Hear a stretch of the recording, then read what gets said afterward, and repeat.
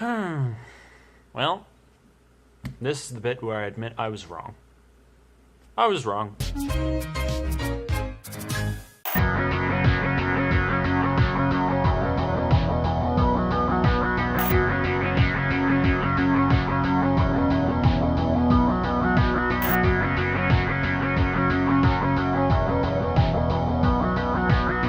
Alrighty then, it's been a hot minute since I've done one of these videos because A, I've been studying, and B, I'm lazy. But I did just go and see Captain Marvel, and I want to put down my thoughts on it, and I want to discuss the movie, because that's what we do in these videos. What is this Mickey Mouse bullshit? Just right off the top of the bat, I know there was a lot of tomfoolery with Rotten Tomatoes and all that nonsense. We're not going to get into that here because we're here to talk about the movie, not the nonsense surrounding the movie. At this stage, I'm just so done with that anyway. So let's talk about the movie. Full disclosure, because of said nonsense that surrounded the movie, I wasn't really sure what I was getting myself into when I went to see it. I was originally actually not going to go see it because originally I wasn't that stoked about it because the trailers didn't have me so stoked, but then I watched a couple of videos by some other YouTubers who are better than me. Most notably, check out the Cosmonaut Variety Hours review of this movie if you want a non-spoiler version. I'm going to be spoiling it all over the place though, as my title sequence might have suggested. So if you don't want it spoiled, go out and check out the Cosmonaut Variety Hours review instead. First of all, we're just going to address right out of the fact. Most people seemed really concerned with the idea that Brie Larson would not be a good actor for Captain Marvel, and she was fine. She was good. I mean, not perfect, but then again, nobody is. I feel like basically any quibbles you could have with the way she portrays the role could come down to directing, but I don't really see much of a problem with it, honestly. Her character was basically about as much fun as I expected a character to be from the person who played Envy Adams in Scott Pilgrim vs. the World. Oh no! Hello again. But yeah, no, she was good. Nothing stellar, but you know, Chris Hemsworth took like 3 movies to get into playing Thor as well as he does. Benedict Cumberbatch wasn't perfect as Doctor Strange to begin with, so it doesn't bother me. I don't know what they did to Samuel L. Jackson to de-age him for the entire movie, but whatever they did, that was really, really, really well handled, because I couldn't tell it was digital re-aging, so all the props in there for that. On top of that, Samuel L. Jackson was very good in the movie. He's a lot funnier than he is in the other movies. A bit more of a goofball, but you know what? Younger Nick Fury, I imagine he would have been a bit of a goofball, and it actually really works in the movie. I quite enjoy it. Yeah, no, everyone was actually really good in this. Ben Mendelsohn is, well, for the first half of the movie anyway, an antagonist again. That guy's just, he's mostly playing antagonists. Like, have you ever seen a movie aside from this one where he's not evil? Discuss. Anyway, so yeah, no, just all around, everyone was really good. And of course, I would be remiss if I didn't say that I loved the cat. Honestly, the cat was one of the selling points for me to go to the movie, because it was like, the trailers didn't have me sold. I'll get to that in a minute, I think. But any movie with a cat named Goose that turns out to be an alien can't suck that bad, can it? I mean, come on. That's comic gold. So, let's get into other things aside from everyone playing their roles. The story in of itself. Now, again, this movie is very much Marvel formula movie in places. And I don't mind that. I mean, I complain lots and lots about how all the Marvel movies follow a formula.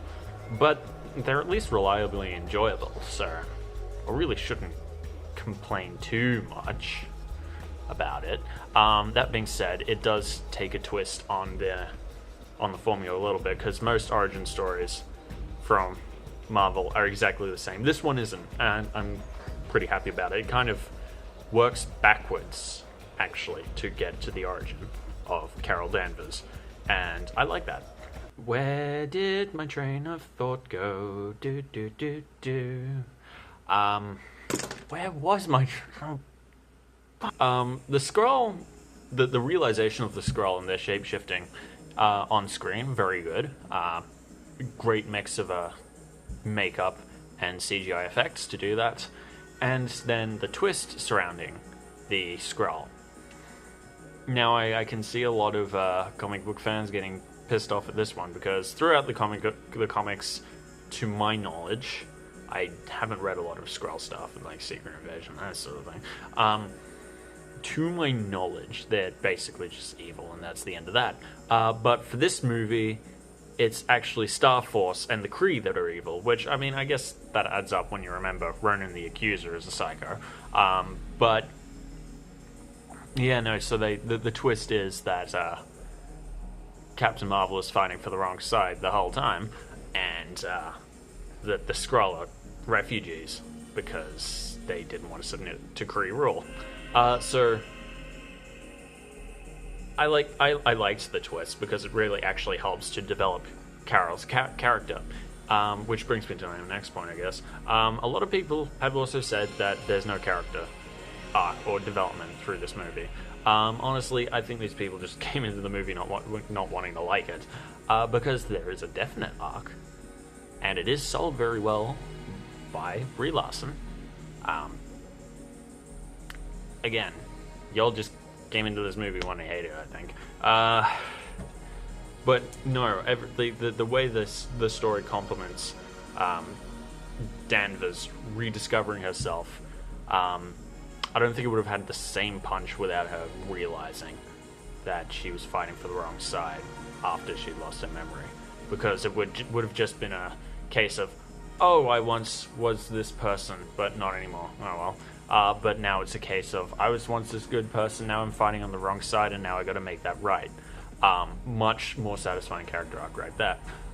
The thing is, as much fun as I had with this movie, I don't have a lot to say about it. It sort of shows how it fits into the Marvel formula. Basically, if you've seen a Marvel movie and you enjoyed it, I think you'll probably have a lot of fun with this one. I think the biggest comparison I could draw with Captain Marvel is to Thor, and I don't mean that in a bad way, like the original Thor. It's basically, if the original Thor movie was a lot more fun, you get this movie because, you know, character from another world comes to Earth on a path of self-discovery, whether that means learning to not be an asshole or learning who they actually are. So there's that story being rehashed, but done better this time, I think. We might as well discuss the end credit sequences as well, because, I mean, those are a thing. The middle end credit sequence is the one which connects the most to the mythology of Infinity War and all that. Mythology? It connects the most to Infinity War, is what I'm saying. And it explains how we're going to get Carol involved in Endgame, and that should be interesting. And then the last end credit sequence. Yeah. Goose throws up the Tesseract, because earlier Goose ate the Tesseract. Because if you haven't seen this movie, but you're still wondering here, watching a spoiler video, yeah, Goose isn't actually a cat. Goose is an alien who eats people and Tesseracts. Highly comic stuff, really. I mean, that's actually just comic gold. But yeah, no, this movie was a lot of fun. It had lots of funny moments. It had some serious heart to it as well. Like, half the stuff involving Carol's best friend. What was her name again? I feel bad that I don't remember this. What was it? Maria. yeah, no, a lot of the stuff with Carol's best friend Maria was very heartfelt, very emotional. So good there. So yeah, it's got a good mix of emotional heart and laughs, and yeah, no, it was. Again, as I said, I went into this movie not thinking I was going to have the most fun with it, and I did. Point is, give it a shot. I really think if you put everything you've been complaining about to the side, it'll be fun. You know, you'll enjoy it. I mean, I don't think I would like it, and I did, so it's obviously doing something right.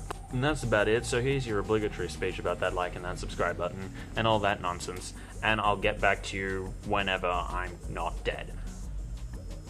Bye.